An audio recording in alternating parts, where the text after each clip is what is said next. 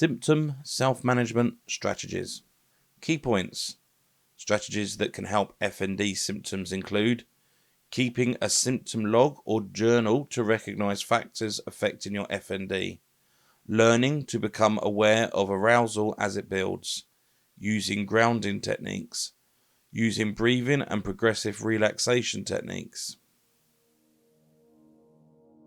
In this final video, I'll be talking about something called symptom self-management. That is, things you can do yourself that we know can really make a big difference to your symptoms and how you experience them. I'd recommend you read the information we've sent you and think about how it may apply to you and your symptoms. Why not, if you haven't already, have a think and fill out your own unique set of circumstances and symptoms in the blank formulation diagram to see what you can learn. The starting point for everything that follows really is to spend some time every day keeping a journal or symptom log, either on a paper, on a note on your phone, or use the one that's part of the free MyFND app that's available from your phone's app store or the website of the app developers. The idea is to record all the factors that impact on you and your FND, so you can start to get an understanding of how it relates to fatigue and pain, mood, sleep, stress, and also to look for patterns.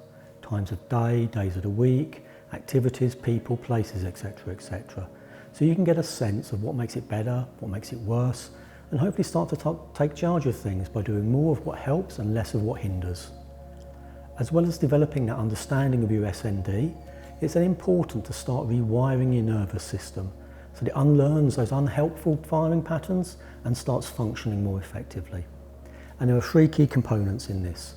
Step one is becoming aware of arousal as it builds, so you can reduce it before it overwhelms the nervous system. Step two is to learn techniques such as grounding techniques that rapidly reduce arousal and the likelihood of the dissociation that drives FND symptoms. And step three is to reduce baseline arousal through regular and systematic practice of breathing and other exercises so that each day starts in a better place. For step one, the symptom log mentioned previously can be a good starting point, and many people are aware of arousal as it builds, but not everyone is. For a variety of reasons, some people are less able to notice it building up. So in that situation, it may be helpful to spend a couple of days perhaps rating stress or pain or fatigue or whatever you think may be driving your FND. Every hour, some people find the heart rate a good proxy measure of arousal. So checking your pulse every hour if you've got a Fitbit or a smartwatch or heart rate monitor. That can be a great help, but there's nothing wrong with doing it the old-fashioned way. Step two is to use what are called grounding techniques. That is, techniques that ground you in the present time and place, things that are fundamentally reassociative, and so are the opposite of the dissociation in FND. This is important to help retrain the nervous system so that it gets out of those learned patterns of tuning out and dissociating and relearns more normal firing patterns. There are some in the handout that came with a letter and others in the MyFND app. Step three is to work on reducing baseline levels of arousal. That is by becoming calmer and more physically relaxed in general so that the nervous system is less likely to get overloaded. Two key exercises for this are slow-paced breathing and progressive muscular relaxation. So I'll start by explaining how to do the muscle relaxation, and then at the end we can practice the breathing together. This exercise involves progressively working through our body as best we can, tensing and then relaxing and paying attention to how different relaxation feels. We do 3 repetitions of 4 seconds each, progressively tight, tighter, and then tight enough to tremble. And after each, we spend a few seconds lengthening and relaxing the body part, really feeling and attending to how different it feels as fibres soften and lengthen and the blood flow returns. It's really important, given that we are trying to relax, that we skip any areas of difficulty in the body, such as painful joints, surgical scars or burns, if they are difficult, and any areas associated with traumatic experiences, as they can trigger painful memory. It's better to relax 20% of the body and skip the rest, and you'll still be 20% more relaxed than usual. Whereas if you force yourself to visit areas of difficulty, you'll be more stressed than when you started. So we start with the feet, clenching them like we're making fists with our feet. We then move to the calves, lifting our toes up to point at the knees. The thighs by straightening the legs and pressing them down.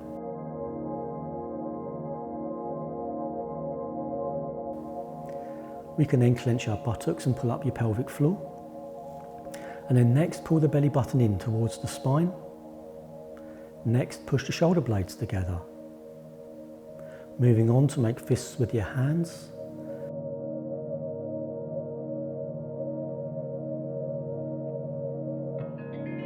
We do the forearms by cocking or pulling the wrist to 90 degrees. Clenching the biceps by curling your fists up to your shoulders.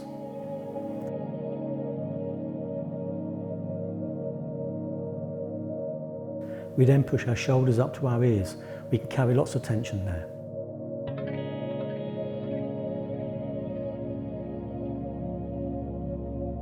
Moving to the head, we thrust the jaw forwards. Avoid this if you have jaw or temporomandibular issues or jaw clicking soreness. And finally, clenching up all of the muscles of the face, screwing it up like you've swallowed something nasty. 3 repetitions of 4 seconds for each body part in turn, as best you can. Do it twice per day, once before sleep and once at another time when you're already relaxed. I'll save the breathing exercise until last, so that if you wish to continue with it you may, and it should make it easier to return to if you wish to stream it to help you practice. So summing up, symptom self-management, although straightforward, can make a very real difference to both functional neurological symptoms and quality of life. Start with using a symptom log to identify patterns and or triggers of symptoms, identifying the things that make it better or worse and modifying them as best you can. Become aware of arousal and learn how to both reduce it in the moment and by systematic practice reduce your overall baseline levels of arousing, helping to get out of those negative spirals so common for people with FND. We hope you've learned something from this short series of films, and we welcome any thoughts or comments you may have about them. That's how we learn as a team and as a service. So please do fill out the feedback forms and send them back to us. And now, finally, let's move on to the breathing exercise. In this breathe exercise, we breathe in through the nose for a count of 4 seconds, pause for a count of 7 seconds, and then blow out through the mouth and lips in a big whoosh for 8 seconds, and we repeat it 4 times. So let's begin at the next out breath. Breathe out forcefully, then breathe in through the nose for 1, 2, 3, pause, and then out through the mouth.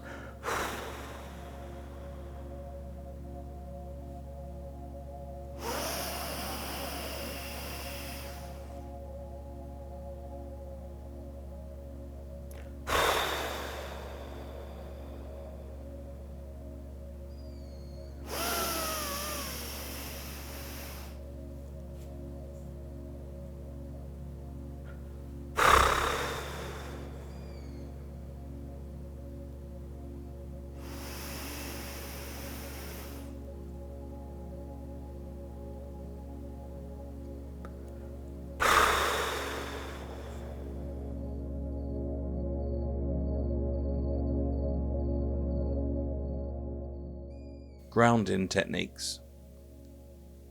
If you get a warning sign before your symptoms start, it can be helpful to practice grounding techniques. This can help reduce your symptoms or delay their onset until you are in a safe environment. Grounding techniques. Mental arithmetic such as subtracting 7 from 100, then 7 from 93, and carry on until you reach 0. 5, 4, 3, 2, 1. Count 5 colours you can see, 4 textures you can feel, 3 sounds you can hear, 2 things you can smell, and 1 thing you can taste. This helps engage your senses and prevents disassociation. Slow, relaxed breathing. Key points. Strategies that can help FND symptoms include keeping a symptom log or journal to recognise factors affecting your FND, learning to become aware of arousal as it builds, using grounding techniques, using breathing and progressive relaxation techniques.